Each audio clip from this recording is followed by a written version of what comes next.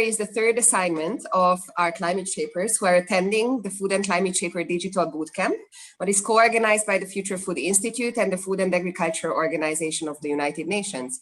And this time, the Climate Supper has also a partner, a very amazing partner of us, the SDGs to Advocacy Hub and the Chef's Manifesto.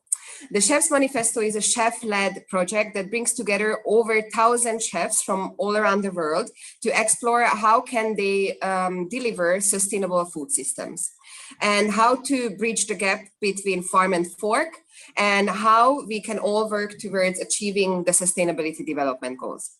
So this time we actually have 3 of the Chef Manifesto chefs attending our bootcamp, and they became the squad leaders for the Climate Supper, and they were briefing all of the other participants as well about the 3 selected thematic areas what we picked for today's Climate Supper. The first session was between 12 o'clock and 2 p.m. Central European time. So we already traveled through most part of Africa and China and Italy and Hungary, Austria, and led by Nick Omundo, a chef from Kenya. They were exploring the thematic area, nutritious food, what is accessible and affordable for all. Now, the second session has a new thematic area, and it will focus on plant-based ingredients. So our chef for this session is Sridula, and here I am always making a mistake. So Sridula Chatterjee, and I really hope I pronounced her name well, but please correct me. I would like to ask you to come on screen with me and tell us, how did you end up being part of the Chef Manifesto network, and then the bootcamp, what you are attending now, and how did you prepare for today, and what is your relation to this thematic area? Okay. Hi. Hello, everyone. I'm Sridula from New Delhi, India. I am leading the second session of the Future Food Institute's Food and Climate Shapers Digital Bootcamp and the Climate Supper today. So the theme for today is a focus on plant-based ingredients. So first off, I was introduced to Chef's Manifesto about 2.5 years ago by my head chef at the restaurant where I was working formerly. Thereafter, I was also introduced to Chef Radhika and Chef Vanshika, who are Future Food Institute alumni, and that's where I got to know about this program, the Digital Bootcamp. So today's theme is a focus on plant-based ingredients, and I have used almost all plant-based ingredients except for maybe one. So I'd like to begin with bursting the bubble first, where and everyone thinks that plant-based or plant-forward food generally means using only plant-based products and no animal produce or dairy products, but that's not the case. When we talk about a plant-forward menu, we mean that a dish focuses, the main focus of the dish is on a plant ingredient, or a plant-based ingredient. It can, of course, have cheese, it can have yogurt, which is again your animal based. So today, I think I've only used one animal product, which is clarified butter or ghee, and it's used quite prominently here in India. So I'm going to switch cameras now and take you through what all I've cooked. Amazing. Meanwhile, I just would like to add one more thing. So we have actually Chef Radhika with us already, also dialed in. She will be my co-host. Just a second. No problem. For the first hour. And is it better now? I don't know. Yes, it is better now, I think. At least I don't hear the echo anymore. All right. Hi, Radhika. Yeah, we cannot hear you. Hi, Sridula. Ah, now. Yes. Okay, Audible? so first course of my menu is the salad. I have used apples, which are again in season, plums, and some tomatoes from my terrace garden, and the rocket leaves too. I grow myself. The dressing I've made using dried pomegranate. So ideally, what I had in my mind was something very similar to sumac, but then again, that's not native to our country. So I thought of um, substituting that with dried pomegranate powder and made the dressing using that. The second thing is this drink, which is a jamun spritzer. I have made a concoction using jamun and quite a few spices from my pantry, and I have lined my glass with some salt and chili powder, and that's usually how we have the fruit on its own. The second thing is okay. So the third thing is this stir fry green. So the stir fry is made using Malabar spinach, which again I grew myself on my terrace garden. These are Gondoraj lemons. And also known as the king of lemons. It's a very, very easy dish. It has, I think, only 5 or 6 ingredients. I've also managed to use up the stock of the Malabar spinach, which is usually thrown away, and I didn't want to, so I chopped it up and I stirred it in with the garlic, and then later on I added the leaves. Then the second thing, a fourth thing, is are these kebabs, and I've used a couple of greens in my entire menu. And what happened is I was left with a lot of stems of these greens. So I decided to chop them up and add it to this kebab. This is primarily made using horse gram lentils, which is again extremely protein rich, and of course all the other scraps of the rest of the dishes that I've made. I smoked it using charcoal, which is again a very prevalent cooking technique here in India. It's called dhunkar. I'm serving it with this hemp seed and coriander chutney. Now for the main course, I have a coconut and barley dish. So I have cooked the barley in coconut milk along with a few greens. I think I've used water spinach, which we call kalmi saag here in India.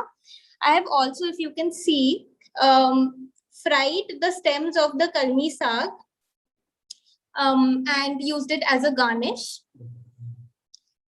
To go with this, I have these. Just a second. Okay. So to go with the coconut barley dish, I have made these pori spiced butternut squash. Pori is a spice and lentil mix from southern India, from various states of southern India, and you'll find a lot of different recipes for the same. The one that I've used is, I learned it from a friend who's from Pondicherry. It's a coastal state in India, and it's made using a couple of lentils, quite a few spices, including turmeric, asafoetida, and chilies. And so basically it's double baked twice basically, because I have first cooked the butternut squash with some garlic and curry leaves, and later on I added the pori spice mix on top and gave it a last bake to warm it up. And yeah, and I'm with the dessert now. So this is my take on a mango sticky rice. I've used red rice, which is from Maharashtra, which is called Patni rice. It grows in the Shahpur district of Maharashtra, and I've served it with these mangoes that I got from my friend's farm. So again, they're completely organic. and chemical free. Wow. Shridula, thank you. So we wanted to combine this thematic area with biodiversity as well. And I think you represented on your plate exactly what we wish for, because you mentioned so many different spices, ingredients, greens, while you were explaining, or also a type of rice, what I personally never heard about. And I think this is very important to mention how much of grains and crops and everything we don't even have on our plate anymore. So exactly that point, I think it would be nice to bring on Radhika as well in the conversation. I remember your climate supper exactly a year ago. That was also a very diverse plate, and you were featuring a lot of ingredients, but you grew on your own or you procured from your farmers. So please introduce yourself to our audience. Hi everyone, I'm Chef Radhika, and I'm actually at work right now, and it's really busy behind me, so I'm kind of distracted because I'm keeping an eye on the kitchen as well. However, Shridula, your friend and invited for this climate supper rather than just watching it on screen. Everything looks really delicious, and the diversity that you've shown is really insane, and I'm very curious to see the reaction of your diners. Who's joining you today? My family is here, and I'm still waiting for Chef Megha. She's my guest for today, but she's unfortunately still stuck in traffic. So I think she'll be here in another 10 or 15 minutes.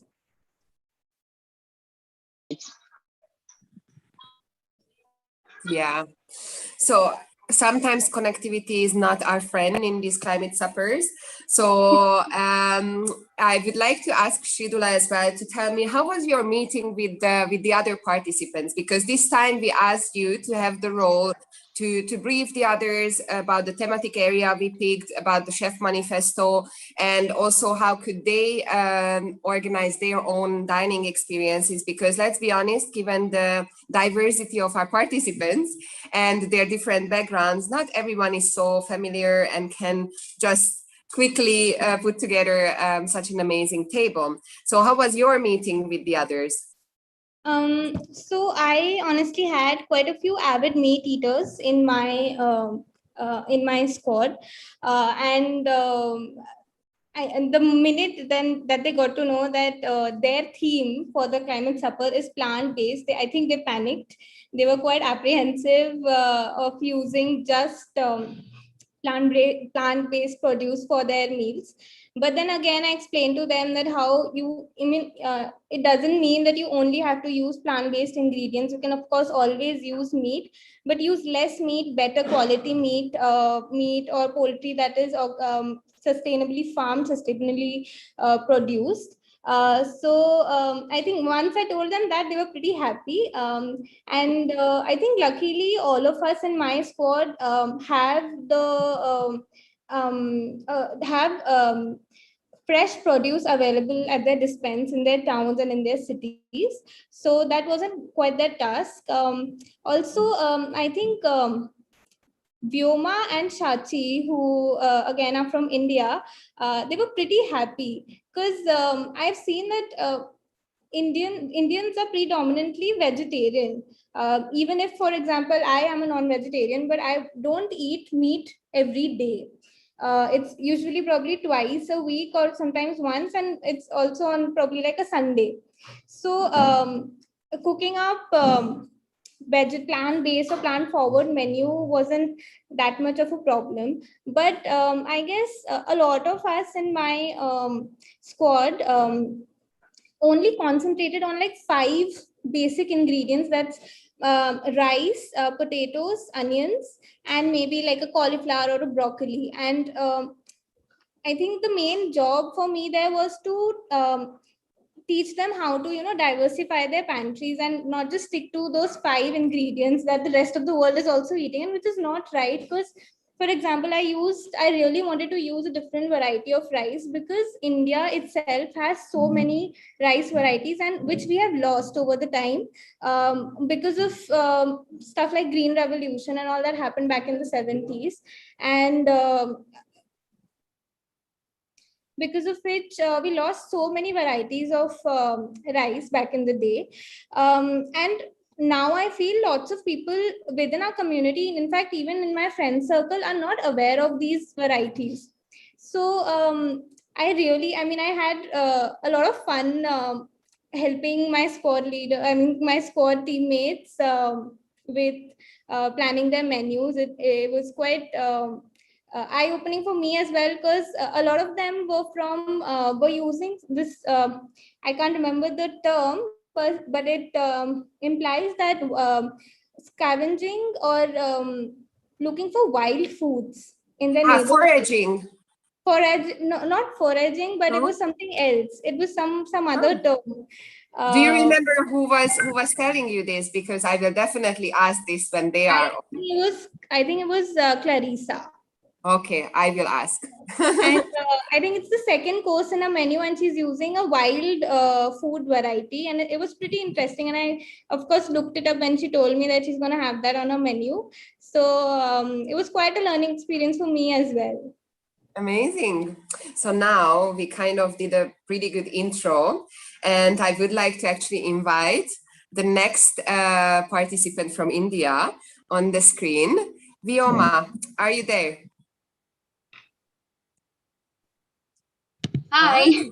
Hello, hello. Very excited to see what happened growing the 5 ingredients in your pantry into many more. So tell us, how did you interpret the thematic area into your climate supper? I think, I was listening to the conversation with Shridula, and there were a lot of similarities because for me, like she mentioned, in an Indian usual lunch or dinner menu, we are used to eating multiple vegetables. And it's like she mentioned at home as well, even though I do eat non-vegetarian food, but it's mainly like on the weekend or on some special 1 or 2 like days in the week. But usually it's not so difficult to focus on plant-based.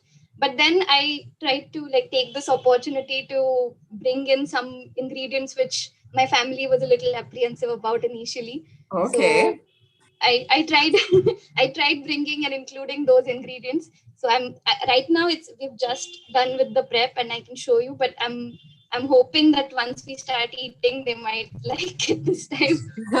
They are still very skeptical, I hear from your sentences. Yeah, with certain ingredients, they're like, okay, I don't know, but let's see. Hopefully, I'll manage to convince them that it's nice. Okay, so tell me, what did you prepare? Yeah. Oops. Okay, I'm going to turn the camera as well. I think Okay. it will be easier. Oh. All right. A second. Yeah. Yes, amazing. Yes. Okay. So, I mean, I don't think I have those terminologies right for like starter, main course, dessert, but I have like basics. Like here, this is we call it 4D at home. So it's actually pumpkin fritters. I think you can call it fritters, but like they're shallow fried, and they're actually like raw pumpkin, so it's on the savory side. Mm-hmm. And after that, actually, I have, yeah, so the other thing that Shridula mentioned about rice, I don't know, can you still hear me properly? Yes, we can hear you.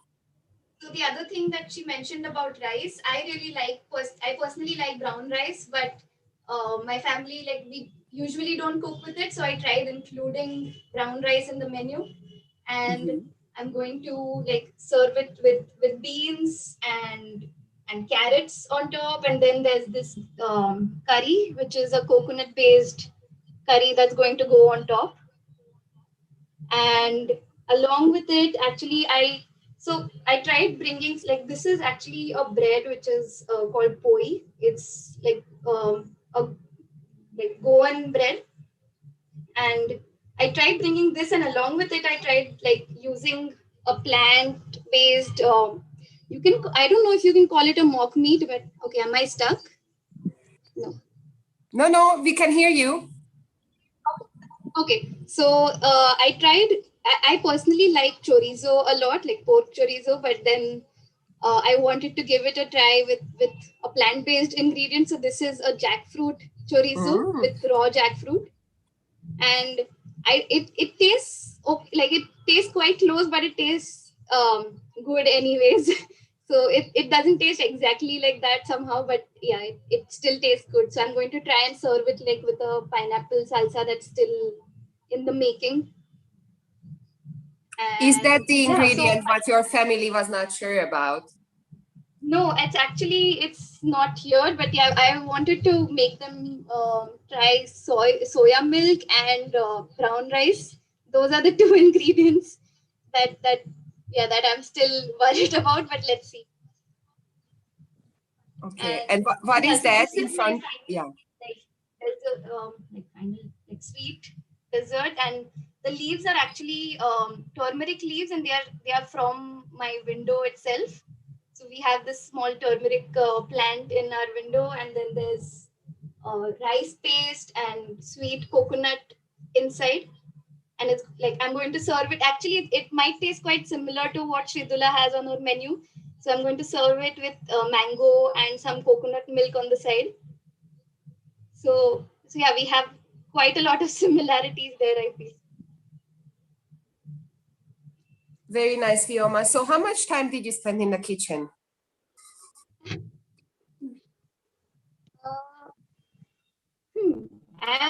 Wait. So wait, now I can't calculate, but I think I have my team with me, like I have my family helping me here. So yeah, probably 3 to 4 hours. But that's because we're like slow at cooking.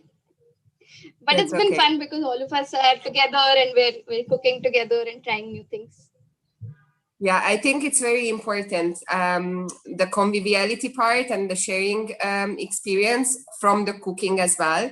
And in the previous session, we had few of our participants joining in with the younger generation, and Owen had his kids also there. And I think from a very young age, if they are involved in cooking and also in the shopping as well, I think that brings them closer to understand where their food is coming from, so that it doesn't grow actually on a supermarket shelf. And because yeah, we would be very surprised sometimes how disconnected we are from our food origin.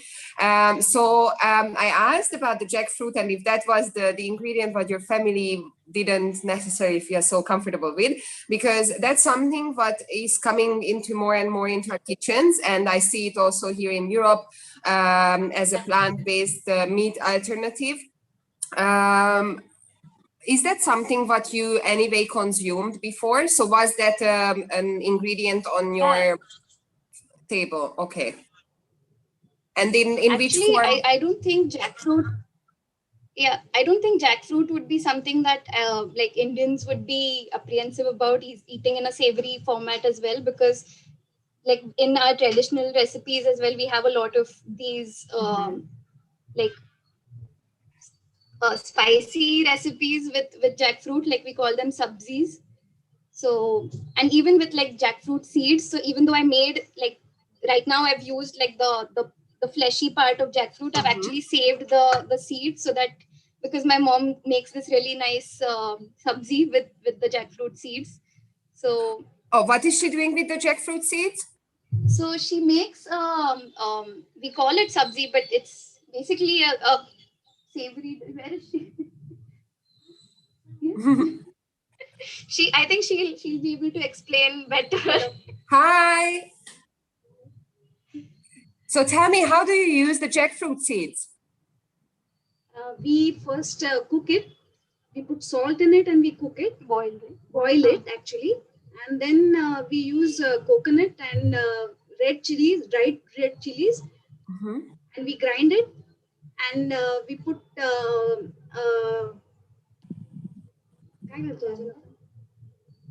Um, She makes it, it tastes great. Put coconut oil in it. So that is basically the secret of it. So it's, I should imagine oil. like a liquid which has a lot of flavors, and then you use it for preparing another dish. No, the seeds are as itself are like if you've seen an Indian preparation of say a potato or any other like vegetable, it's just like you can imagine the seed to be a replacement. So that's the actual hero of the dish. And then you have this liquid which is like coconut based. Okay, now I understand. Thank you. Sorry for the lot of questions, but I think we have a few people in the audience who might not know this.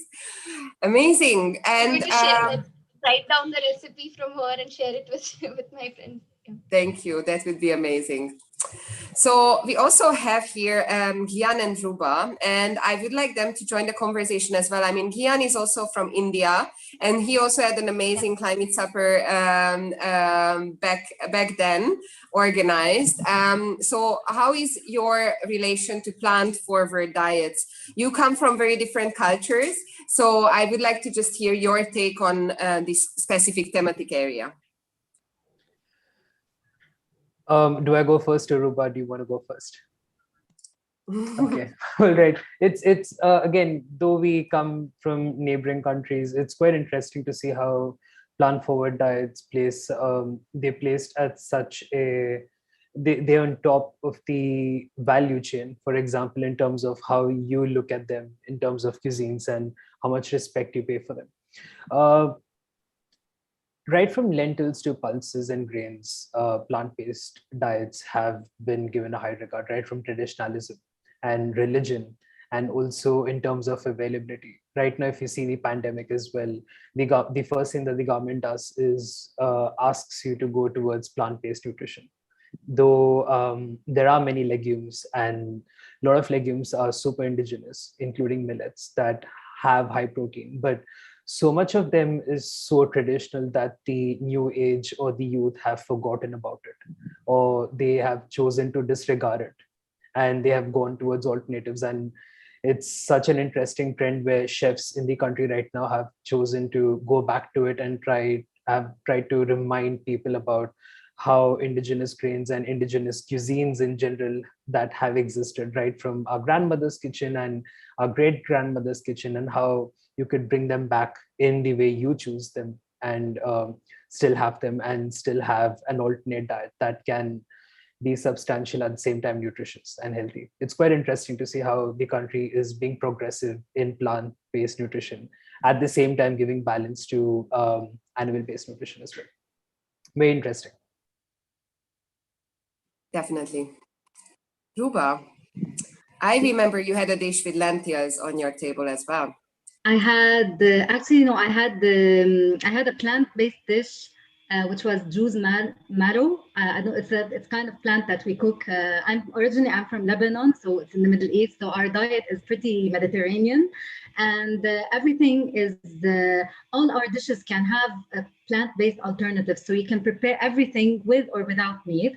And as Gian said, we use a lot of pulses, a lot of grains. Yeah, and even from the times of our grandmothers, they used a lot of herbs and things from their gardens. So everything can be used, and lots of roots, also root vegetables. So everything can be prepared in our diet as plant-based. And for us, I think our generation really moved a bit away from that, but now the trend is coming back, and we can see lots of plant-based restaurants in Lebanon, lots of chefs trying to have like a new take on traditional foods with more plant-based ingredients and indigenous ingredients also that have been forgotten.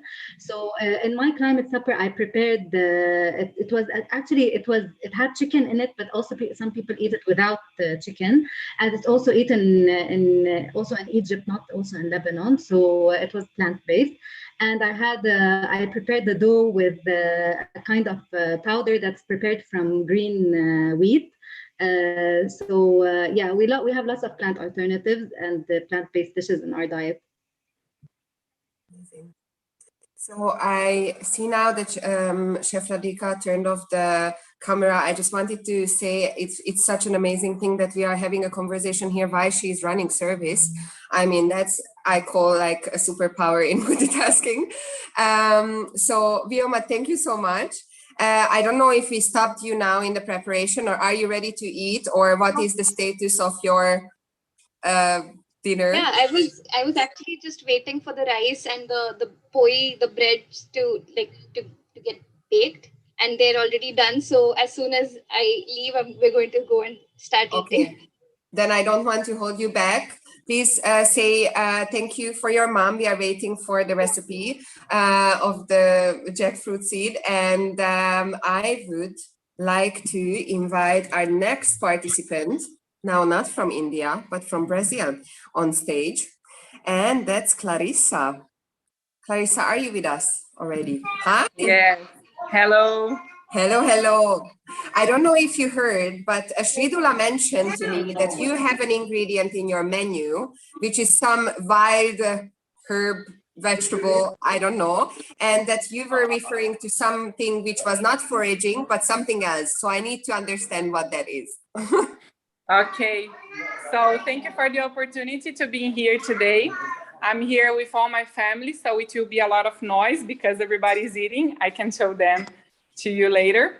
But the ingredient that we mentioned this week, the name is Ora pro nobis. In Brazil, we call punk. I can show to you. Is this here? It's kind of, I don't know how can I explain in English. We try in our group of the digital camp, but it's a kind of, not lettuce, but a kind of vegetable that is not usual to use. So here in Brazil, we use, like in Portugal, peixinho da horta, this kind of ingredient to make the food. So today I made omelette with this ingredient. Let me show to you. It's almost finished, but I can show. Can you see? Yes, very nice. Yes. And it was clearly delicious because there is not much left. Yeah. Yeah. So everything is almost finished because we already start to eat. So what else is on the table? Okay, let me show. So I made a mix with the traditional recipes from my family. So my father helped me to do, which we call miga. It is a cornmeal. This is a traditional bread for my family. So my aunt helped me to make it. This is beet hummus. This is the white bean pate, guacamole, the omelette that I already presented to you. This is the lentil soup with tomato. This was shiitake with spinach and tomatoes. This is a traditional thing in Brazilian as well. It's a carrot cake with 92% cocoa chocolate. And this is, the name is pamonha. So it's a kind of new to everybody. It's my son is here as well. So it is a corn dessert. And this is the fruit salad. Here in Brazil, I prepared to show to you. We use granola. I don't know if you're familiar with this. Yes, yes. Yes, so I put here the fruits with granola. And I prepared the menu with the event, so everybody was aware. Amazing. And you also involved them in the preparation. So that's very nice as well. It was like a family activity. Yeah, it was so father, my uncle, my husband, my grandma, and my son is not here, so. Oh, yeah. I think your picture now so, we can see because you got frozen a bit. So Clarissa, I have one more before we go on. No problem. So, yes. No, are you able to see my family and the menu that I presented? The menu we saw when you were showing your family, unfortunately, the image froze, so we didn't see them. But before I let you go and enjoy your time with your family, I would like to also tell our audience that Clarissa joined through another amazing organization, Youth Climate Leaders. And I would like to ask you to tell a bit about the network for our audience. Sure. So I am the head of marketing in Youth Climate Leaders, where we basically train and empower the young to face the climate crisis. We do this through our learning journeys and opportunities and our network. So nowadays we are in 20 countries already with more than 13 hubs, and we are facing the climate crisis and the unemployment with our trainings and our learning journeys. Amazing. So you mentioned that you are already present in a lot of countries. So I assume that your learning journeys are also very diverse, and you have like participants from very different backgrounds, right? Yes. So nowadays we have more than 500 from all over the world that was training through our learning journeys. So yes, very diversified. Amazing. All right. So Clarissa, thank you so much. One last question I have about that leaf, what you showed us. What kind of flavor shall I imagine? What flavor did it give to that tortilla? It's difficult. It is a kind of, you can say like it's a kind of leek. Yes, I think the taste is almost like a leek, you know? Okay, so, okay, yeah. Interesting. Very nice. So please when I go to Italy, I can bring to you. please bring, and maybe you can make a photo and send it also in the chat for the others, so we will remember this ingredient. Sure. Amazing. Okay. Thank you so much for sharing your dining experience with us. And I heard that Shridula Shridula's guest arrived and she wanted to join back. Yes. Hi. Hello. Hi. So I wanted to introduce my guest. This is Chef Megha Kohli. She's the one who introduced me to Chef's Manifesto. Amazing to have you. I heard that you had a bit difficulty with the traffic. Yes, and there is someone else. Hi. So are you also part of the Chef's Manifesto? Yes, I am. And it's great to be here. And Shridula's put up a delicious looking plan forward spread. So I'm really excited to dig in. Yes. So can you tell me which one of the thematic areas of the Chef Manifesto is the closest to you? What you think you can advocate for the most? We've worked, I work with a lot of thematic areas, but mostly celebrating the biodiversity of my country, celebrating local and seasonal produce. And what else do we do? Future 50 Foods is something that I ran a campaign on Future 50 Foods for 2 years, where we celebrated 2 Future 50 Foods from our menu, in our menu every month. And we did a thali. And even plant forward and plant-based meals. We used to have meatless Mondays in the restaurant, where we would promote and encourage people to eat plant-based dishes.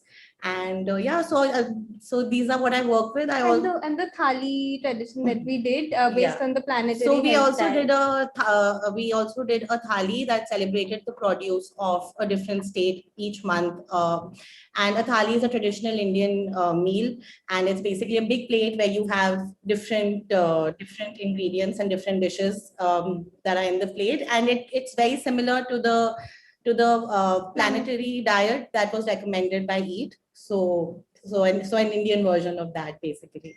Amazing. If you don't mind, and I know that you must be hungry and you have all those plates in front of you, so I don't want to keep you waiting for that too long, but you mentioned the 50 future foods. I know that we have a few people in our audience who might not be familiar with them. Would you mind explaining shortly what are those and why are they so important? So Future 50 Foods is a list of 50 ingredients or 50 food items that are beneficial for our own health as well as for the health of the planet. This is a list that has been put together by UFS Global, by by Unilever, WWF, and NOR. These three companies have put this list together, and these are ingredients that if you consume, they really benefit the planet, the health of the planet, and yeah, as I said, they're really good for your health too. There are many of the ingredients in the Future 50 food are native to India, and I realize that a lot of us have forgotten how to use them or don't use them or incorporate them in our daily diets anymore. And we kind of stick to things that are more popular, whether it's stuff like potatoes or a single variety of rice, whereas there's so many more indigenous grains and indigenous produce that should be celebrated. So that's what the Future 50 Foods list is. You can just look it up on Google for all those who don't know, and you'll get the entire list. There's also a cookbook by the Future 50 Foods that has been put together by Future 50 Foods, where you will end up getting a lot of recipes that will encourage you to cook with these foods more. Amazing. All right. I think we covered everything, and now it's time for you to eat. Thank you so much.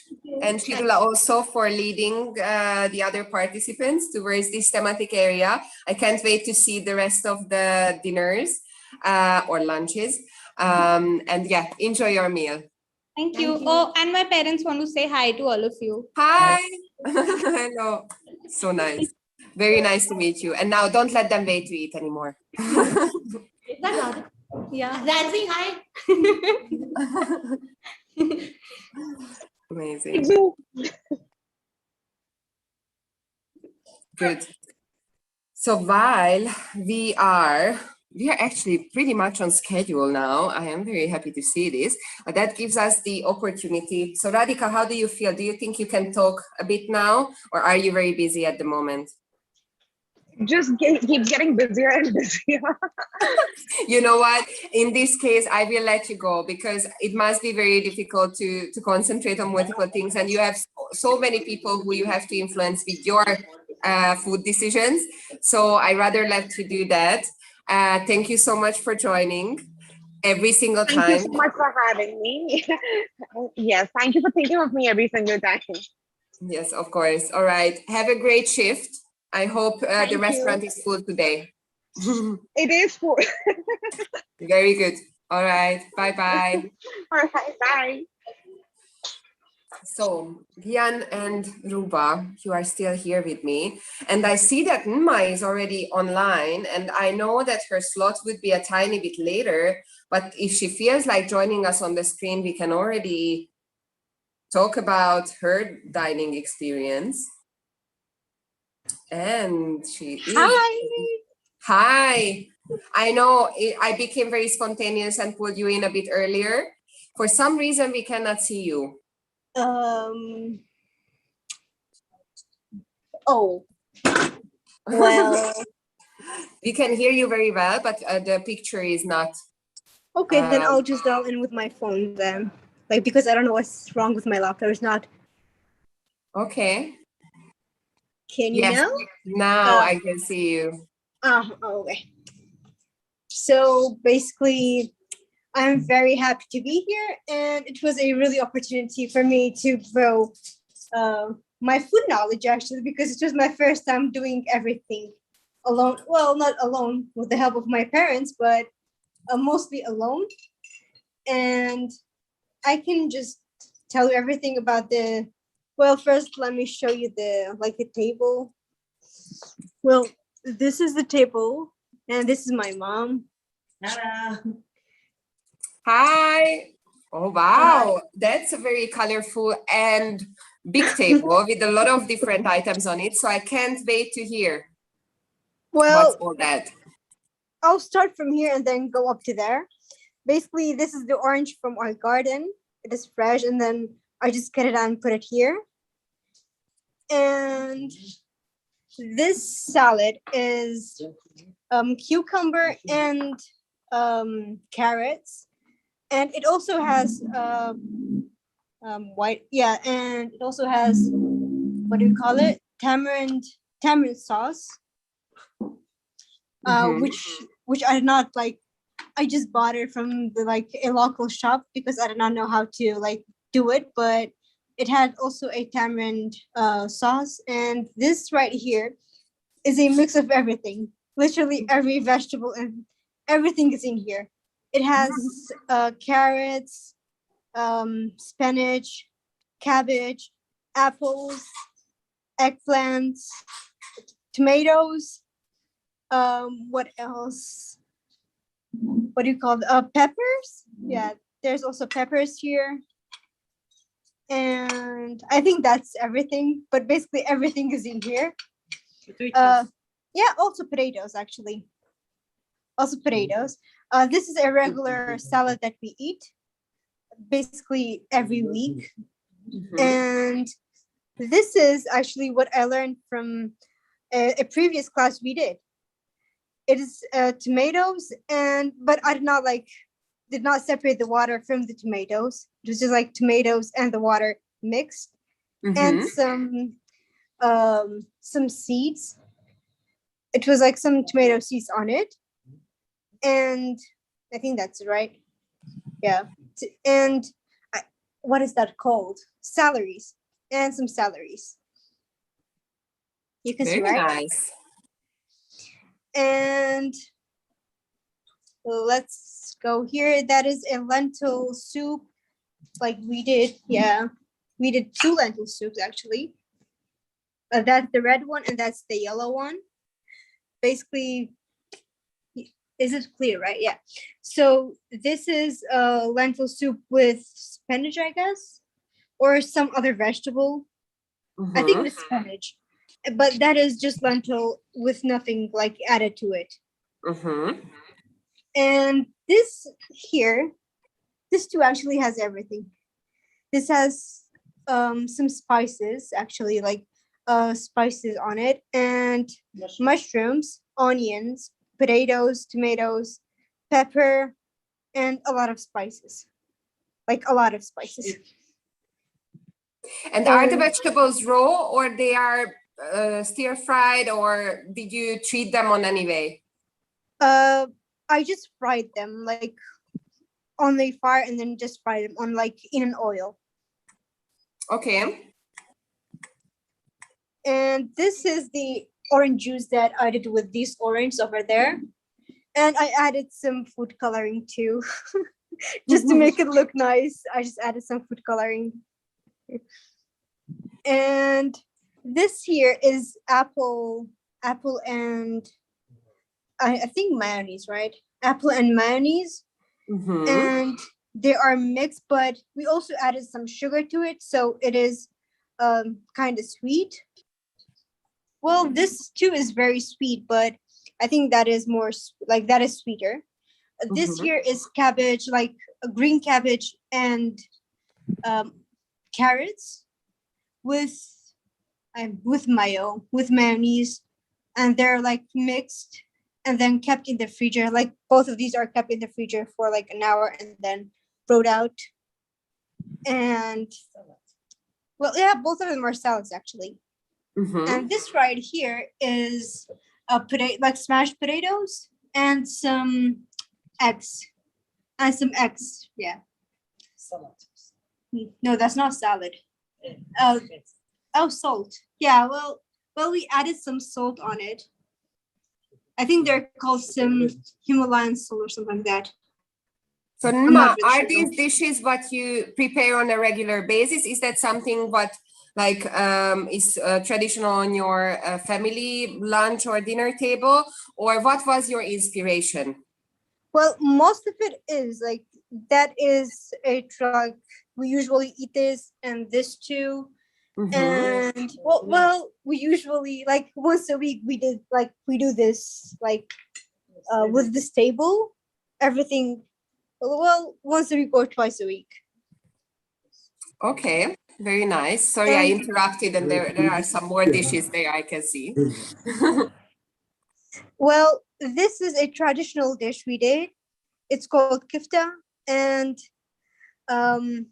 it has rosemaries in it and olive oil and some yogurt. Well, a lot of yogurt because it's like cooked in yogurt. And it is this, can I, yeah. So basically this thing is from rice, rice and onion. Yeah, it's basically rice and onion mixed and with yogurt, cooked in yogurt. Well, That sounds it's very kind of weird, delicious. but it's a traditional dish that we usually eat. Very nice. And I will check with Ruba and Gian if they have something similar in their cuisine, because I feel there are some overlappings there. yeah, I think from Lebanon they eat something like that too. Yes, I think that's we eat yeah. lots of yogurt-based dishes and things cooked in yogurt. I've never heard of mixing. So this is like a plant-based kafta, right? It's not meat. Yes. Yeah, so usually we do the meat kafta, and also we do something else, which is like dumplings, and then we cook them with the same type of yogurt that it's cooked like this. And sometimes it's stuffed with meat, other times it can be also vegetarian. So we have lots of similarities. I think yeah, it's very similar to the ones that you're talking about. It's, yeah, kind of similar. And we also did this, like the hummus. We can't forget this. Like that's a regular in our everyday. We eat this every day. And it also has like some like that is this olive oil we got it from a farm like outside the country. No, not us the country, outside the city actually. Like just a few miles outside the city, we got this olive oil. And what else? Oh, and for the dessert, we can't forget actually. I did this. This is cherries dipped in chocolate and some cashews on top. Wow. And this is like, this was from my dormant ingredients that I used last time and mixed with tahini, like with tahini, and fried in the bake, like I baked it, and this is how it turned out. Would you mind telling us what was your dormant ingredient so that the audience who was not there on the reflection bite knows as well? So basically it is Simon seed. Can you see? Yes. I think, yeah. So basically you just add the tahini and then and something sweet called dosha. I don't know what that's called in English. It's like, it's from dates, and then like it's actually jam date, like the jam of dates, and like mixed with this, and you just like flap it with your hands and either put it in like an oven or like in like bake it like normal baking. Wow. Yes. So Nima, yes, and we are not over yet. no, we're not over yet. And this is the last thing we did. That is 70 or 75% cacao. Like from bottom to top, it's cacao. And it's really sweet, but who cares? Like we usually eat sweet things. And like some Oreos on it. Even though the Oreos are not like plant-based, but well, we had to do it because it was like really like it looked nice on it, so we just did it. So the is that like a pudding, or is that a cream, or or a mousse? How shall I imagine that thing? Well, I can grab some knife and let me grab some knife. Yeah, so the top is like a pudding, but the bottom is not. Like the bottom is the bottom is like a cake. Like, it's a cake, and we also added some orange on it, but it basically is like kind of like an orange, or like what do you call it? An orange cake, but the top is like purely cacao. Amazing. So Nma, that was not really difficult for you to prepare something which is plant-based, right? Well, no. We usually don't eat like a plant-based. Like we literally every meal we have meat in it, but like today there's no meat here. And no one is disappointed. Well, no one is. Okay, that's great to hear. So what will be the conversations you will be having while enjoying this delicious food. I can see your guests are already, or like dinner, like table companions are very hungry now. So we won't let them wait too long. So will there be any specific topics what you would like to discuss with them, what you learned over the past weeks, or what you think is important to be more mindful about our food choices? Yes, of course. So basically, for the past 3 weeks, I have been learning a lot. So literally every meal we talk about what I've learned here and there, and I am trying like to actually abandon meat somehow, like not totally, but somehow like decrease like eating red meat. And I am trying to like inform my parents to decrease red meats like in our dishes, because red meat, like we have it every single meal. So basically it's bad for our health, and I'm trying to like convince them somehow to decrease it. Nice. Amazing. All right, Nma, we will let you eat now, because I can see that the patience is running low over there. Exactly. And it's completely understandable. The food is there to be eaten. So thank you so much for walking us through every single item on the table and what you have prepared. And please enjoy your meal. Thank you very much for having me. Thank you. See you later. Bye-bye. Bye. So in the meanwhile, we also have Vanshika with us, who is also one of the graduates of the digital bootcamp. I think Vanshika attended the second edition last November, and she's also part of the Chef's Manifesto. So Vanshika, would you mind telling our audience, where are you dialing in from? What are you doing? And what is your relation to the Chef's Manifesto? And what are your thematic areas, what you are mainly focusing on? Hi everybody. I look like this because it's very hot.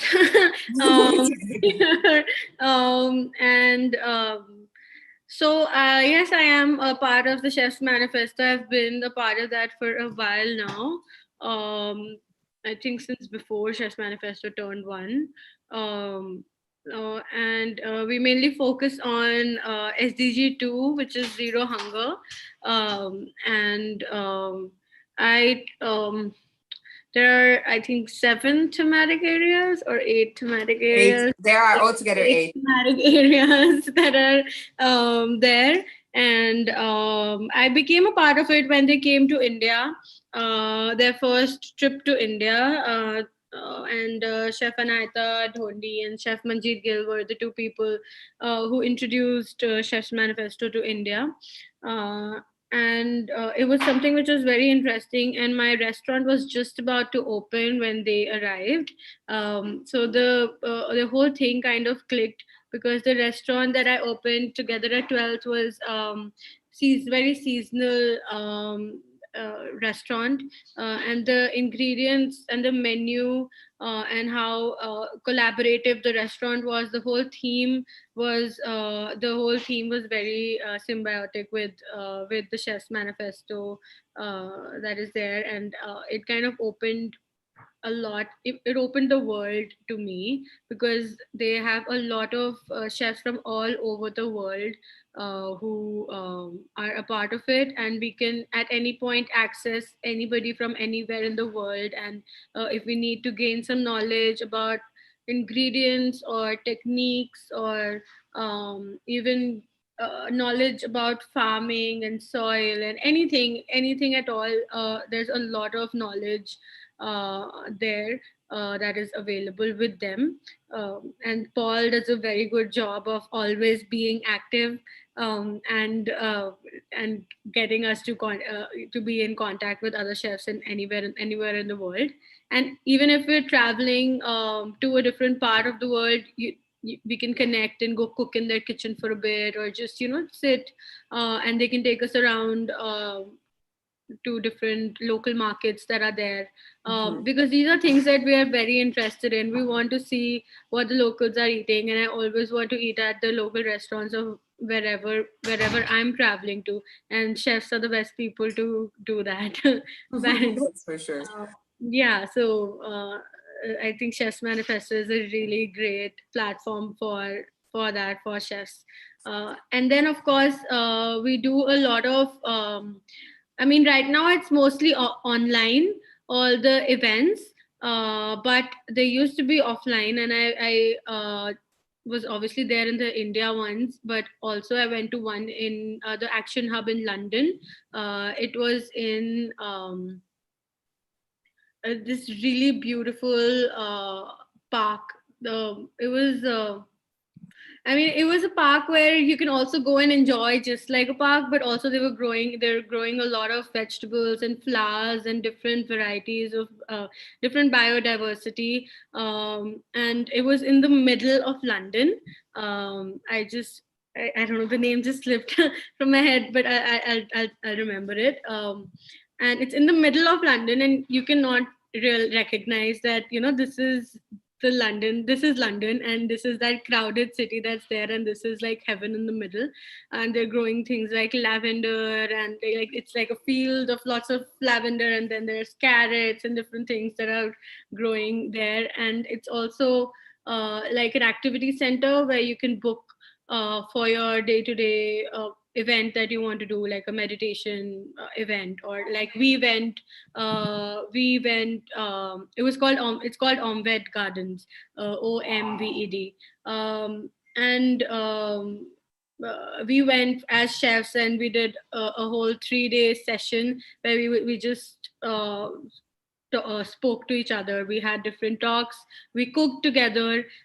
We got ingredients from our countries. So I came from India, and Anahita, another chef, we went from India, and we took different types of spices and millets and lentils and different varieties of rice with us, just small little packets to showcase whatever we could take as biodiversity of our country. And so did other chefs from different other countries.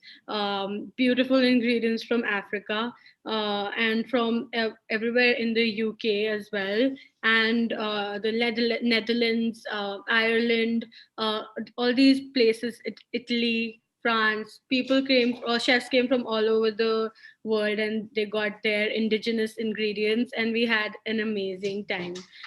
So the knowledge that is there is absolutely amazing. And we do it online now, but it's still pretty great. I hope that soon you will be able to join and have these in-person events as well. So this garden, what you mentioned in London, if they grow all these ingredients there, where do these ingredients go normally? Who is eating them or consuming them? They also have a chef on board, Chef Arthur Potts. I don't know if you know him. He is from there, and they do events there. So they also cook for them, and they also serve for some catering events and stuff like that. They also do that.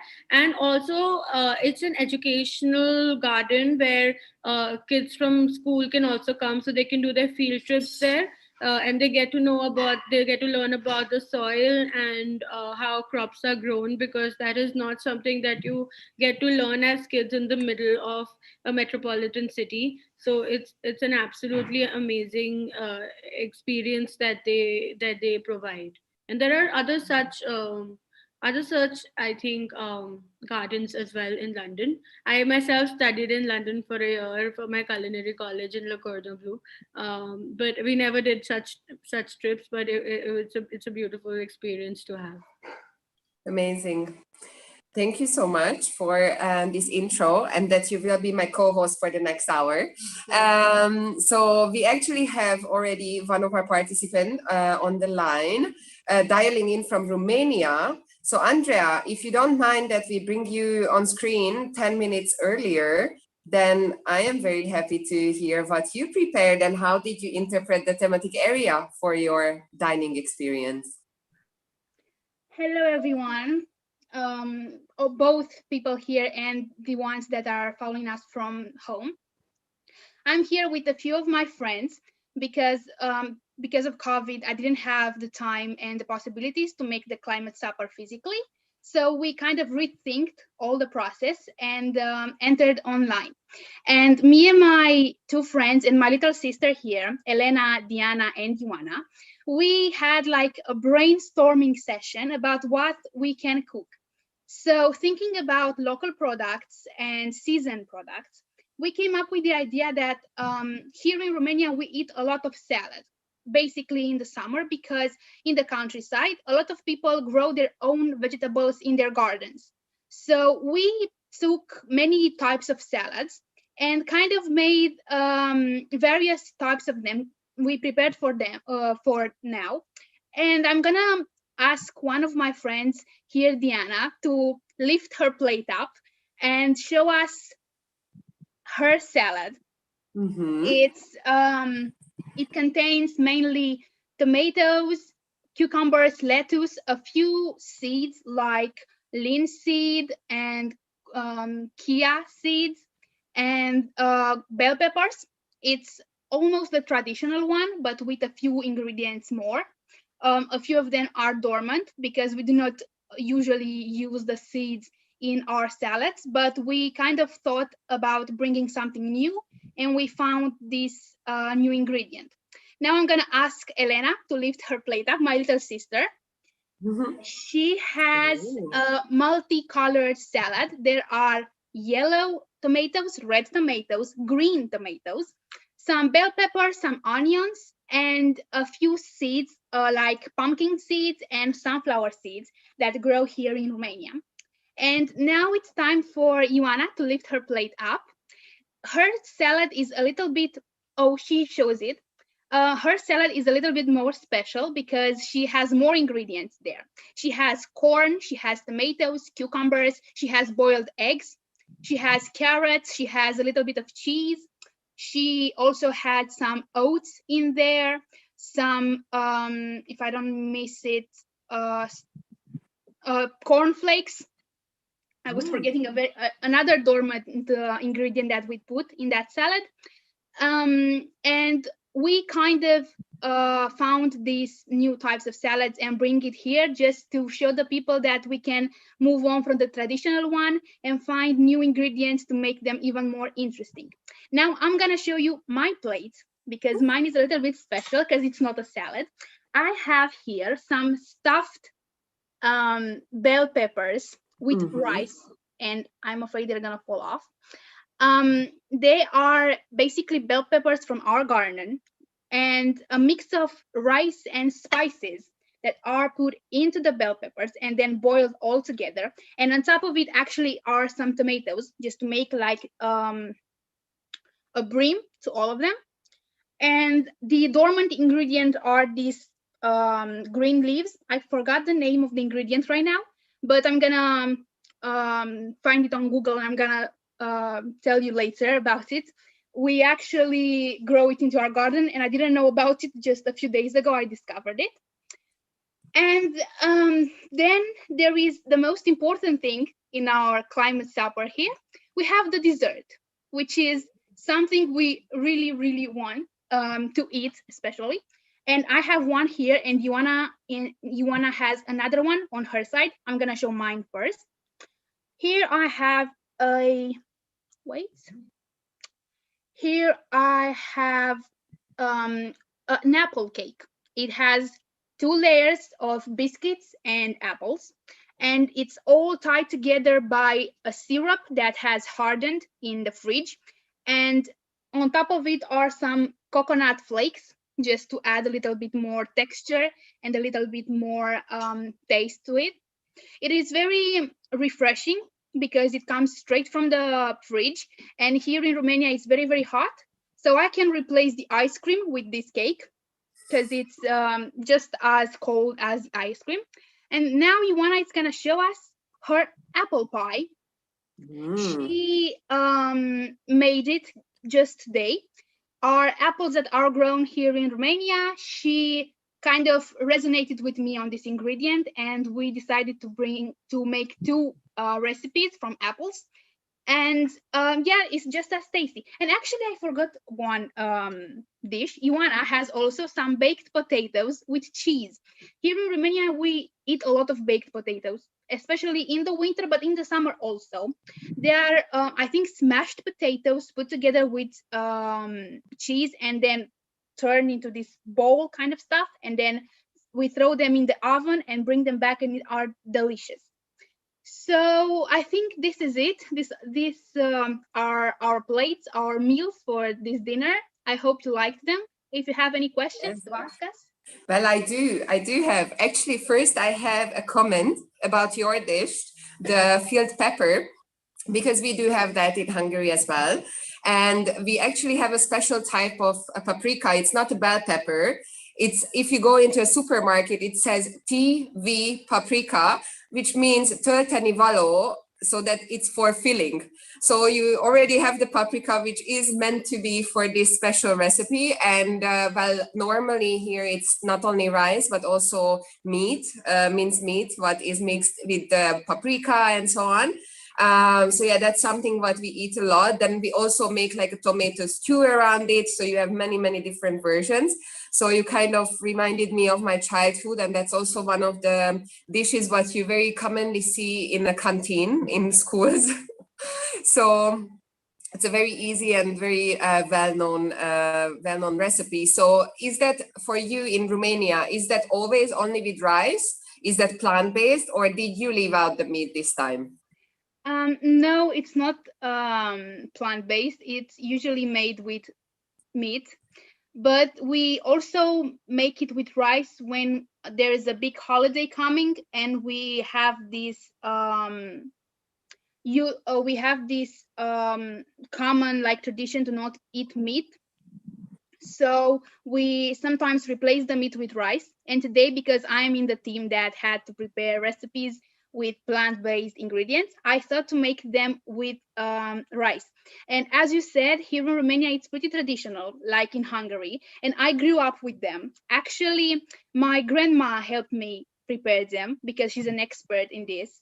And I took advantage of her presence here, and I learned from her. And yeah, it reminds me also of childhood, and I'm still eating them almost not every day, but at least once a month. She has to make them for me because there's no other way. Amazing. So you said that you had a brainstorming with your friends and your sister. So how much are they involved in your learning experience with us? Are you sharing with them what you learn in the Food and Climate Shaper Bootcamp? Well, they had to listen to me because I had to explain all this project to them in order to convince them to come here. And they also watch my Instagram, my stories. My sister actually hears our meetings because usually when I'm present in the bootcamp, she's in the other room. So she hears everything that we do and asks me afterwards, how was it? What did you learn? Was it fun? Did you learn something new? So for my friends, yeah, they had to listen to me to explain the whole concept of the project. And they were also pretty excited because it's a new experience. It's something we've never done before. And it's exciting, to connect with other people, to be here sharing some recipes, to be here sharing some opinions, hearing some others. And it's just a nice experience and a unique one for us. So yeah. Very nice. So the way how Andrea ended up on the bootcamp is through another organization and their initiative called Global Takes Action. Andrea, could you please tell our audience what Global Takes Action is doing, and how are you part of that network as well? Well, I started in January when I first found out about their project. Global Action is an NGO in Italy that has a lot of projects concerning the environment, concerning diplomacy education. And they thought at the beginning of the year to involve the young generation into the process of making this world a more sustainable one.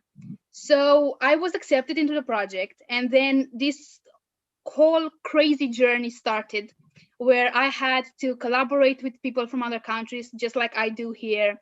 I had to brainstorm some solutions for our problems.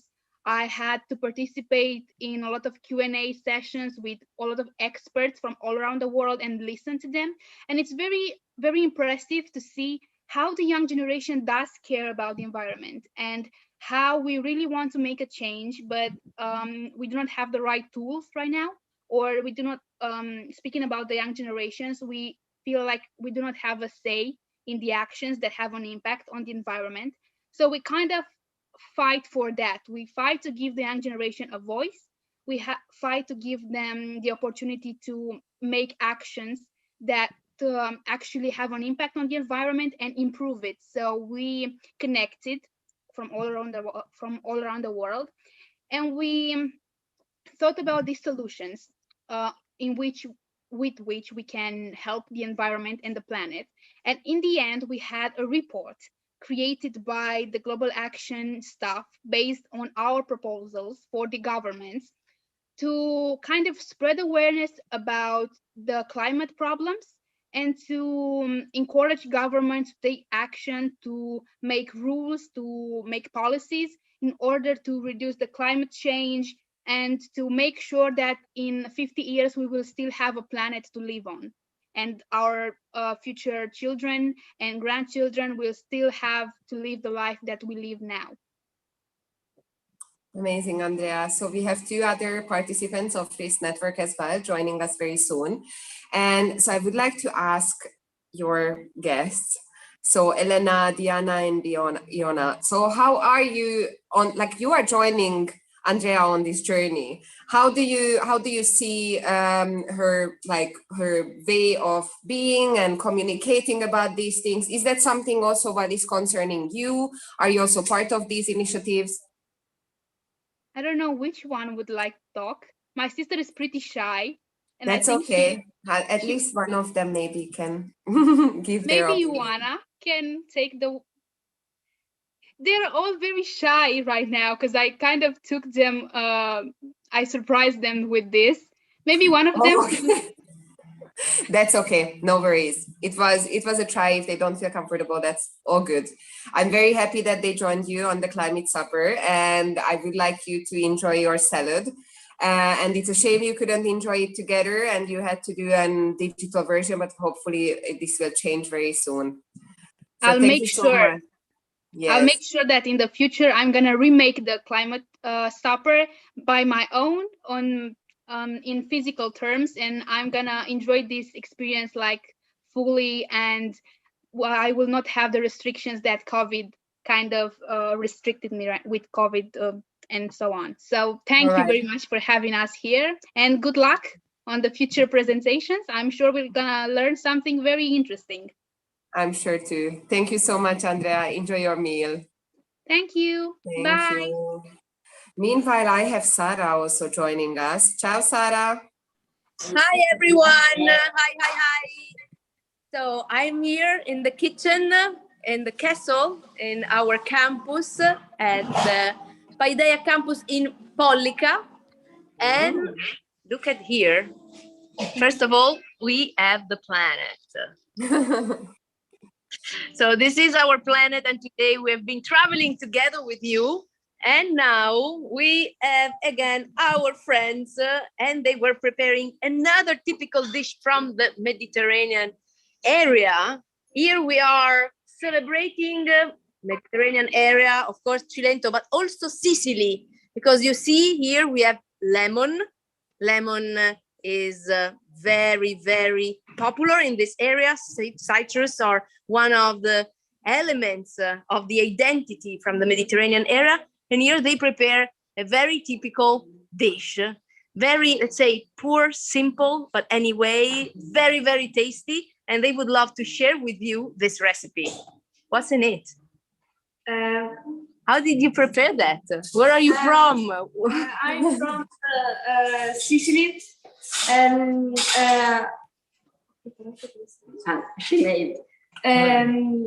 onion, oil, lemon, pepper, and salt. So very, very simple. You boil your onions and then you squeeze the lemons and then pepper and salt, and it's super tasty. And tell me more, what we're gonna do with that? Because I know that Bernie has something on mind, because we recycle everything in our kitchen. We don't throw anything. So what we're gonna do with those skins? We will use those, not for this recipe, but just to give flavor to other preparations. Prendi via la maschera. To give flavor to other preparations. We're making also some a dessert and some water aromatized. These ingredients. So we will use them to add flavor to our dishes, because this has a lot of potential as flavor and as essential oils. Yes. Oils. And so it would be really bad to throw them away. Therefore, the flavor, they might be bitter because of the white part, but if we just use the yellow part, it can really change the flavor of the recipe. Thank you so much, guys. So this is our journey, and we are getting ready to host a very, very special dinner, because tonight the entire village is gonna be part of your, say, showcase of the Mediterranean identity. We have some students from a music school with us, and the entire village in Polica, that is the capital of Mediterranean diet, tonight is gonna have this very special experience, putting together food traditions and music. So we're gonna connect later again, because our students prepare different corners celebrating the Mediterranean identity with very typical local ingredients, seasonal ingredients that have been foraging in the previous days. And we're gonna showcase this experience involving all the grandmas and all the people living in the village. That sounds amazing, Sarah. I can't wait to have us guiding through this experience. And now I let you prepare, because I know how much it takes to prepare for such an event. So please go, and then we see you later. Thank you. Ciao, ciao. Ciao, ciao, and thank you so much to all the network from the Chef Manifesto, our climate shapers, all the fellows, and you, Julia. You are an amazing host. Ciao, ciao, and talk to you later. Ciao. Bye.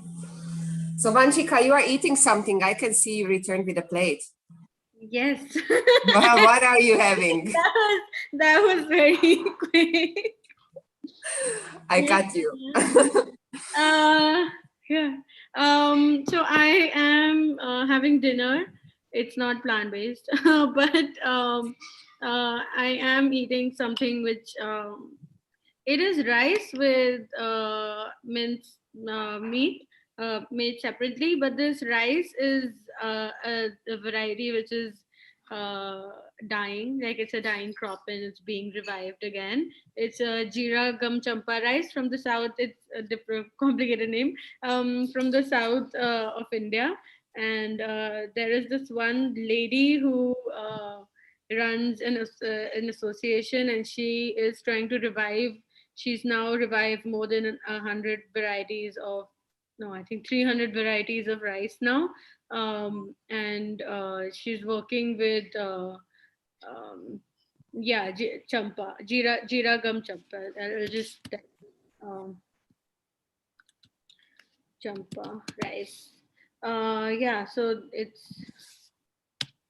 it's something which is very aromatic. It's a short grain rice. It's extremely aromatic. And I got it because I started a delivery, new delivery business with Indian food, and all the delivery brands that I was seeing, they were just using that same variety of rice, basmati rice. That is what everybody uses, and it's just grown in so much monocropping, and that is what is grown with a lot of pesticides, and so much water obviously is used for rice.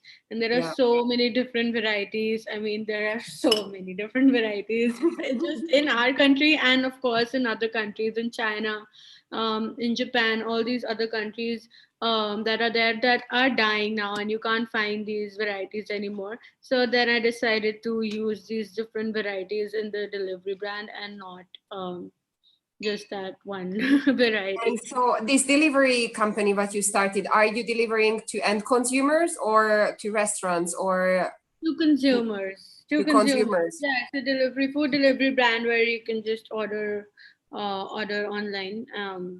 And so I wanted to use ingredients, spices, which are sourced properly, even though it's not. It's a very economical brand. It's not something which is expensive at all. Something you can just order for your regular meal. Nothing too fancy. I think Ian has a question. Hi, Vanshika. It's a very simple question, and this has been in my head for quite some time. We both went to culinary school. We both are chefs by profession. And one question that arises all the time is, what does rice mean to us when it comes to Asian communities versus European communities? We know we have the payas, risottos, and pilaf rices, but then when it comes to Indian rices or Chinese rices, what does it mean exactly? How do we is there a way we classify rices when it comes to short grain rice, long grain rice? We all have that, right? But then when it comes to everyday diets, what does it actually mean? I mean, it's a great source for energy. It's a great source for your carbs for every day. And even if you eat a little bit, you can feel full for a little while, and you have that instant energy that you need in your body. After for our dinner service, I see if we eat rice before service at 5 o'clock, and then we have a lot of energy during the service that's there. It has sugars, it has a lot of different nutrients that are there. So I think it's something which is very staple to us. And also in different regions, of course, it's fermented. In the south, it's fermented. In the northeast, for a drink. It's also fermented in Bihar for a drink, and then for dosas and idlis, of course, it's fermented. So I think it's something which has been there in our diet for a very long time. And I mean, it goes back to like centuries and centuries ago, like even in ancient times, India was where rice was found for the first time. Like it wasn't China, it wasn't any other place. So it was like remains were found in the fossil fuels. So that this is India is where rice. I think somewhere in Maharashtra, some city in Maharashtra. That is where rice was. That's the oldest, earliest dated fossil fuel that they found for rice.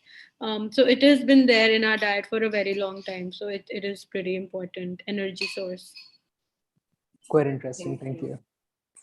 So before we jump, because I already have the other participants online, I just have one last question for you, because I'm really interested in this delivery platform, what you created, especially because you said it's something accessible. Yeah. So when you showcase to people who are actually used to that one single type of rice, what you just mentioned, you have a platform where they can see all the variety. How big is the willingness of them to try, to experiment with these other crop types? For in my menu, for example, the prawn biryani that I have on the menu is made from this rice. And prawn biryani is something which sounds really amazing, and it is something that people are tempted to buy, and also something which is not found commonly in the city that I'm in. It's not there in delivery menus. It's not there in restaurants. It's just not there. Maybe one or two restaurants in the entire Delhi NCR, which is a huge city. It's just not found here. So that is why I try to put it in something, in a dish which sounds very interesting. It sounds delicious to people, so that people are tempted to get that. And then this is the rice that they will get in that biryani, and that is how it's supposed to be made with this rice. So Amazing. All right. Thank you so much.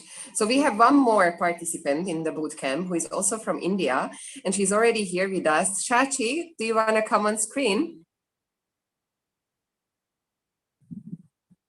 I hope I didn't try to ask her to join exactly at the moment when she needed to run into the kitchen. But maybe that's the point. So while we are waiting for her, yes, there we go. Yeah. Hi. Hi. So my thematic area was plant-based ingredients. Hello. Yes. Tell us, what did you prepare? Yeah, okay. So I've arranged a dinner with in a sustainable cafe, sustainable place in my. Well, unfortunately, the connection is not really stable. I might ask her to, once she reconnects, to stay at one spot. Chachi, we lost you. Oh, that's such a shame because most probably she wanted to show us around in the place where she is. Yes. I think I'm not. Chachi, would you mind, can you hear me? Second. Yeah, hi. Think I can. Yes, I can hear you now. Okay, would you mind staying at one spot and not moving because I think your connection is not really stable. All right, okay, okay. Is it fine now? Yes, we have a lot of background noise at the moment. Just a second. Yeah.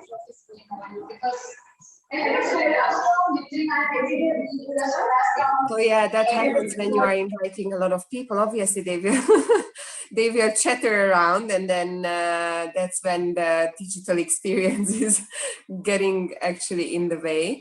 So I hope Looks we like can. she's having And a she good dinner party. lost her, or I'm not sure. All right. So while we wait for her to reconnect, but I'm not sure. Am I also disconnected right now?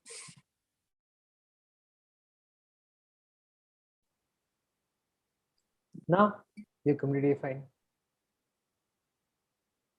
I'm fine. Sorry, because Yes. everything was Absolutely. frozen for me as well. Yeah, no problem. Okay, so then let's do the following while we wait for Shachi. I see that Nora is already on online as well. And Nora is, although she's from Morocco, she is now dialing in from New York, if I am not mistaken. So let's see if we can connect with her in the meanwhile. Hi, Nora. Hello. Hi.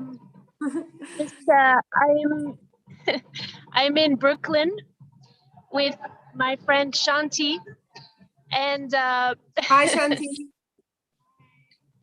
So it's been really cool to see everybody and what they're preparing from all over the world. It's super inspiring. My intervention is going to be a little bit different just because of I'm like in transit traveling somewhere else. So I asked Shanti, I just explained to her kind of what the Climate Shapers Bootcamp is all about. And she's been telling me about different interesting initiatives that they have here in Brooklyn, and how those have really come into play, especially during COVID. So like things about feeding the community. And she told me that they have a community fridge, which I thought was really cool. And so I wanna show that to you guys. And so tell us a little bit about. So during COVID, there's a lot of food insecurity. People lost their jobs in the neighborhood, and just, it was hard to get to, like stores, what have you, and food pantries. But people started community refrigerators, and so they are in sort of very public spaces in our neighborhood. And the community fridge we are going to show you is attached to a radio station that's outside, and also it's like a coffee shop. So there's always people here, and I myself put food in the community fridge. I work in a school, and there are some school policies, food policies, that I find are very wasteful. Like we bring food for the children, and even if the children, don't eat the food, we can't save it for the next day. Like we have to throw it out. So it's very wasteful. So I tend to bring those items like milk or like applesauce or peach sauce or things like that. I bring them to the community refrigerator, and it's kind of among the first items to go, those types of things. But the refrigerator, it's used by all. I definitely use the refrigerator, but it feels like there's just really no stigma attached to kind of shopping at the fridge or leaving food at the fridge. But it's well kept. I was going to say that it seems like there are people from our neighborhood who make sure that it's clean, and then also make sure that all the food there is not necessarily expired. So I've seen like a cleanup and checkup. So it is well attended to. At first I was going to say like, oh my gosh, I wasn't sure if a community fridge would work, but it really has been wonderful. At least for me, teaching in a school, like, wow, we're not wasting this. We can make sure this goes back to the community. And it's also gratifying to see so many people dropping off food, but also people using it, like it feels nice. And, I've often like struck up conversations with people in line to either drop off or pick up, it has that feeling too. So yeah, we can show you the fridge or. Yeah, we're gonna just walk over and just, it's like literally a fridge on the corner of two streets. And I just think it's cool, like when communities come together to like reduce food waste, increase the sense of solidarity, be there for each other, especially in these difficult times. So yeah, we're gonna try and flip the camera. Okay. Hold on. Yes. I'll figure this out. Okay. Yeah, it's just our radio station. Can you guys see us okay? Like this is, yes. There's a little cafe radio station. That's where you hear the music from. And then there's one sort of side, seems like it's being used by a billboard, so that might fund, because I'm not sure how the funding works for this, but it's nice to have refrigerator guidelines here. It's like what is accepted. Yeah. So it says fridge guidelines. We accept produce, dairy, bread, prepared meals, even raw meat, anything frozen. And then they have an IG store to donate. Nora, would you mind also making some photos for us about this fridge? Sure. Yeah, perfect. I will. It is inside. So it looks like this. This area of Brooklyn is called Greenpoint. There's not a ton of food in it now, but there's like what's nice is that they have somebody who has a date on it. So so this like with rice is made. So do I understand it correctly that there might be a restaurant who prepared some meals and couldn't sell it, and then they pack it and bring it to this fridge? Exactly. So if it's a meal that was made and maybe there's some left over, or maybe they just have these ingredients, they're going to make it and then, put it here in the community fridge so that other people can enjoy. When I come and if I take anything, I also try to leave something. So this morning I brought some oranges and pears and lemon. I did take a meal the other day, but mostly I try to leave for people, who really, really like need it. But it is free and open to anybody. Anyone can shop here, so it could be. And I must say it is very, very well kept. So who is taking care of what you said, removing the items what might be already expired and like regularly cleaning this? I feel like this organization, it's like North Brooklyn, it's a community organization that started during COVID. But I think that one of the initiatives is just the community fridge. There are people who volunteer to make sure that everything is up to date, that it's a clean inside the fridge, clean outside the fridge, that there's no litter. I actually have seen people clean it. It's sort of an event. I feel like people dress up for this. I saw the other day, I saw someone comment, she was wearing like a red ball gown and her partner had like striped socks and fancy hat. And so it's a very festive, when they come, but I know that they come to this one and there's like another one further south, but they have, paint it, shed on the outside, take care of it, make sure that it's clean. And it seems like they come, the shifts are like once a day, once every 2 days. And every time that I come, I've never seen sort of the same food twice. It's not staying here. There's a lot of turnover. And certainly on the school days, school right now, at least in Brooklyn, is the primary source of breakfast, lunch, dinner for families who are food insecure. So, during the week when we have a lot of food, we bring here any leftovers, but those tend to go right away. I mean, I don't see food stay very long here. But yeah, I mean, and also we also have, I was going to say, community pools where we have swimming pools. Those are also food distribution centers now as well. So you can swim, but you also can take home breakfast or lunch as well. Amazing. Which is provided by the city. Provided by the city. Yeah. It's all provided by the city. Yeah. So I feel like the city has great programs. We also wish that was like less wasteful, like that whatever was administered for the day, they could save it for later, but or some way to get this foods directly to the fridge, if not, I mean, this is my individual effort, but I wish that school-wide. So it's a shame, whatever we take for our classrooms has to be all used, or otherwise it just gets tossed. So, and I know the same thing goes for cafes and restaurants. Whatever that day, it doesn't get saved, and they often don't know. But I also tell people that they can put food in the fridge. Yeah. Thank you so much for sharing this. And so one more question, and then we need to connect back to Shachi in India. So you mentioned that there are multiple fridges like this. So they are at different spots of Brooklyn, or is that something what you can see in other districts of or areas of New York as well? So far, I only know of Brooklyn. I don't know if that's the other boroughs. So the other boroughs are like Manhattan, Queens, Staten Island.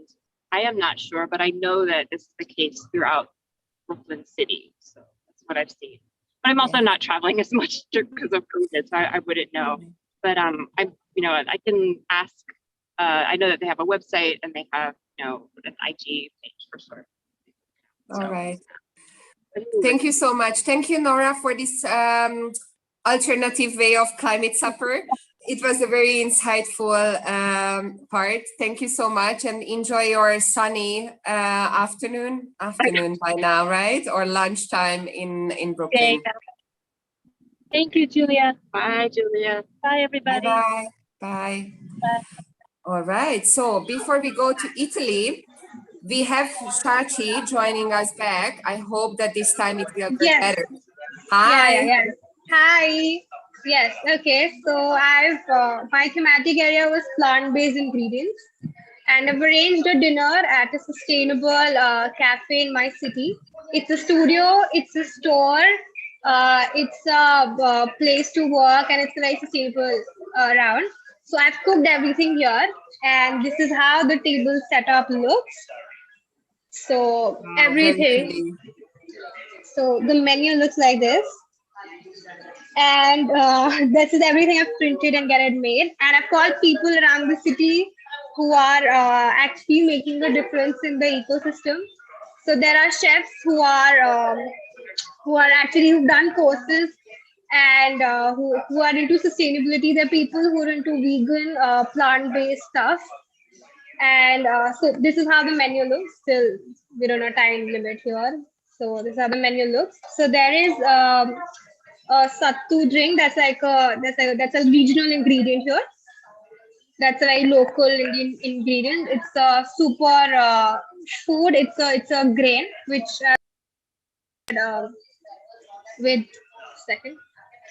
with water. Then there's a amaranth and chickpea salad. So everything's gonna come out. The dinner's gonna come out. So I can again document it and put in the chats. And there's the lentil loaves. It's all plant-based, served with regional homemade butter. And there's a sorghum taco filled with the very regional curry that we have here. So everything is plant-based. And this is very excited about is the dessert. It's a Java plum pie. So it's a very tangy fruit, seasonal fruit that I've used. It's the uncrowned star of Indian summers. It's a very tangy sour fruit, and I made it in a pie. So that's about it. I can show around the place if I have a time limit. Yes, yeah. Go ahead. Okay. Yeah, okay. So this is how the dinner setup is. And this is the cafe. These are all people. Hi. guys. Okay, I'll just show around. This is the studio. So everything here is organic. Everything is repurposed. It was an old space. This is how the studio looks. I wanted a place like this, and this is the store. So this is how the place looks, and so I've made all my meals at home. Brought it here. I'll just show how my prep looks. So just a second. I have people from my house helping me. And this is how the salad looks, which is going to go with the amaranth. This is the lentil loaf, which we heat it again. And the drink is outside. And yeah, that's the prep. These are, yeah. This is how just a second. This is how the charcoal, and this is the curry that I made looks. Wow. So it's like everything is plant-based. Shachi, well done. And so the people around the table who you invited, did you know them before? Were they already part of your own ecosystem that you mapped out on the first week? Or did you connect with them during the past few weeks? So I knew one of them. I did not know any one of them personally, but being a part of the boot camp, and when I explained what it is all about, how we're into what's the concept. So that really helped me to convince people to come at a dinner like this, to come at a supper like this. So it was, most of them are the people that I mapped out in my ecosystem in the first week, but I got in touch with them recently because of the supper. That's amazing. So Shachi, I'm very curious to know how your conversations will go over dinner. So please send us some insights afterwards in the chat, so we can hear what you have discussed with them. Yes, definitely. Amazing. Enjoy your time and your dinner. Okay, thank you. Thank you so much. Bye. Bye. Yes. All right.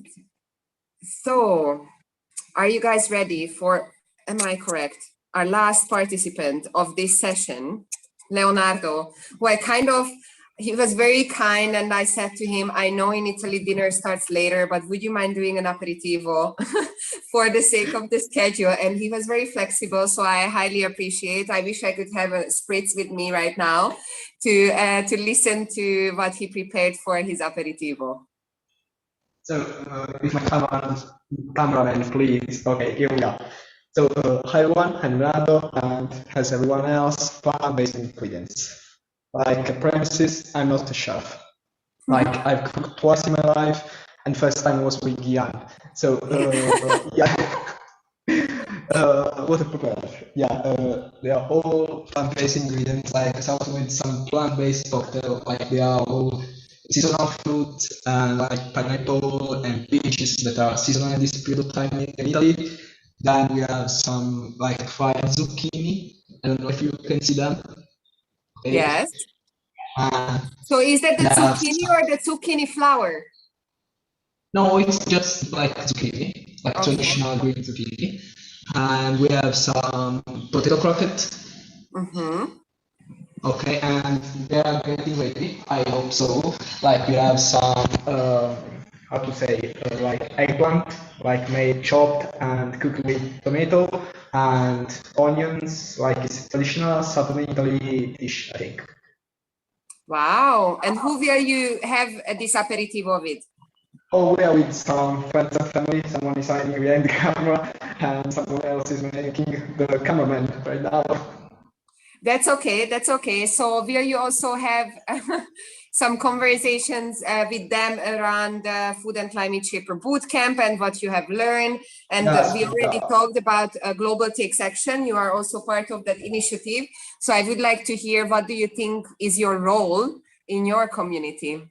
I think that next year we will have much more subscription and application to the Global Takes Action and to the students. Everyone seems to be enjoying it, and yeah, I definitely think that I will take someone on board with us. Amazing. All right, so I want to ask Vanshika, Ruba, and Gian if they maybe have any questions for you. I have many questions. Leonardo, can you talk about the dishes again? Because I think we misheard or there was some communication gap. Could you talk about the dishes? Could you repeat, please, Jan? Yes. Could you start from the beginning, if that's fine? Oh, could you repeat? Sorry, I see you very low. Okay. So Leonardo, I think Gian asked you to repeat the dishes, what you prepared, because he couldn't hear it very well.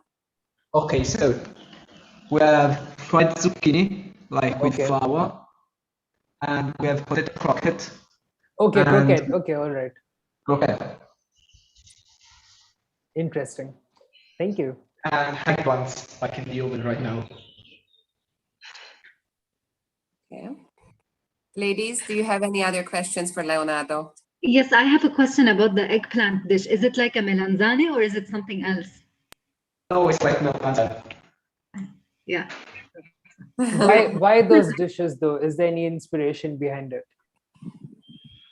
Like croquette are like the first thing when you go in a bar or a restaurant and you want to make an aperitivo out of it. And eggplants are quite common in my geographical area, and my grandparents used to make it. So yeah, I hope they are edible.